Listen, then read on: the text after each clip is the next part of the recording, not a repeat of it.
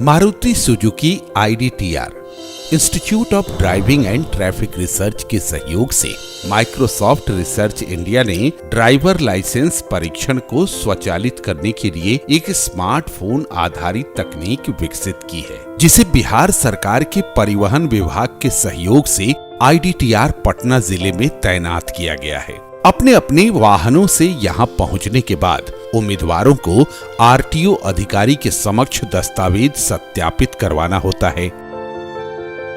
फिर प्रायोगिक परीक्षण के लिए पंजीकरण कक्ष में जाना होता है। यहाँ उम्मीदवार के चेहरे की तस्वीर ली जाती है और उसे कंप्यूटर सिस्टम से जोड़ दिया जाता है और फिर उम्मीदवार के नाम से एक टोकन नंबर सृजित हो जाता है। इसके बाद उम्मीदवारों को ब्रीफिंग रूम में IDTR इंस्ट्रक्टर एक विजुअल प्रेजेंटेशन के साथ परीक्षण प्रक्रिया के बारे में विस्तार से समझाते हैं। इसके बाद उम्मीदवारों को अपनी परीक्षण के बारी का इंतजार करना होता है।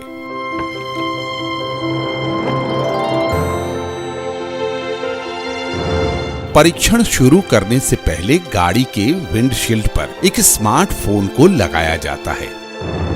इस फोन के HAMS ऐप में उम्मीदवार को अपना टोकन नंबर डालना होता है, जिसमें पहचान होने के पश्चात उम्मीदवार अपनी व्यक्तिगत जानकारियां भरता है। इसके बाद यह मोबाइल ऐप स्वतः ही एक मापांकन प्रक्रिया करता है, जिसमें वह चालक को वाहन के बाएं शीशे, दाएं शीशे और सामने देखने को कहता है। अब प्रायोगिक परीक्षण शुरू होता है, जिसमें वाहन के अंदर कोई निर्देशक नहीं होता है। यहाँ मोबाइल फोन के कैमरे से वाहन के सामने एवं पिछले भाग की तस्वीर निरंतर उतारी जाती है।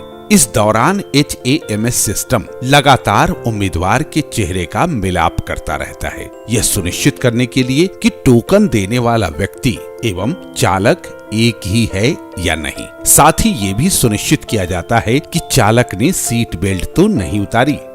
जैसे ही चालक आगे प्रस्थान करता है, स्मार्टफोन द्वारा प्रस्तुत की गई तस्वीर विभिन्न मापदंडों का स्वतः मूल्यांकन करती है, जिसमें अनिवार्य मापदंडों को लाल और गैर अनिवार्य मापदंडों को नीले रंग में दर्शाया जाता है।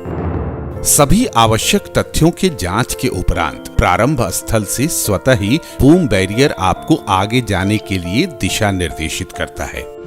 कुछ मीटर आगे बढ़ने पर एक ढालुआ ट्रैक शुरू होता है। ट्रैक पर आरोहण से पहले चालक को वाहन को कुछ सेकंड रोककर आरोहण करना होता है। याद रहे, ढलान पर वाहन का रोल ब्रेक 1 फीट से ज्यादा न हो। ढलान से उतरने के उपरांत निर्धारित चालक पथ पर आपको समानांतर पार्किंग लिखी हुई दिखेगी, जहां वाहन को बने हुए बॉक्स के अंदर ट्रैक के समानांतर पार्क करना होता है। इस क्रम में 1 बार से अधिक अंकुश मार एवं 4 बार से अधिक रिवर्स की अनुमति नहीं होती है। समानांतर पार्किंग से निकलने के पश्चात ट्रैक पर एक बूम बैरियर को क्रॉस करना होता है। अब आगे बढ़ने पर उसे ट्रैफिक लाइट जंक्शन पर रुकना होता है, जहां यह देखा जाता है कि चालक ने ट्रैफिक लाइट के नियमों का पालन किया या नहीं और लाल बत्ती के समक्ष वाहन को जेब्रा क्रॉसिंग से पहले रोका या नहीं। हरे रंग के सिग्नल मिलने के पश्चात आगे बढ़कर बाएं टर्न लेकर एक घुमावदार पथ से गुजरते हुए 8 की संरचना का निर्माण करना होता है।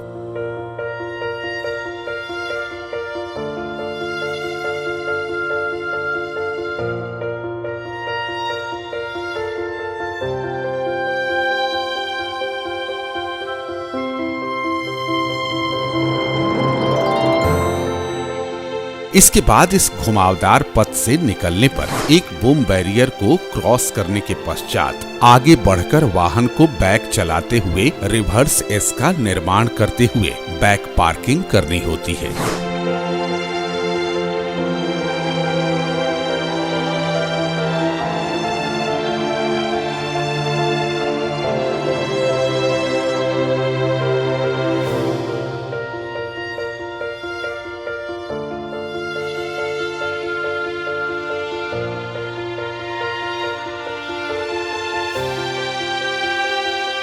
वहां एक अल्प विराम के पश्चात चालक सीधे पथ पर होते हुए अंत बिंदु पर पहुंच जाता है, जहां परीक्षक वीडियो रिकॉर्डिंग को रोकता है और डाटा को स्थानीय सर्वर में डालता है। सभी अभ्यर्थी अपने रिजल्ट को टेस्ट के 2 घंटे बाद परिवहन विभाग के वेबसाइट www.sarthi.parivahan.gov.in पर देख सकते हैं।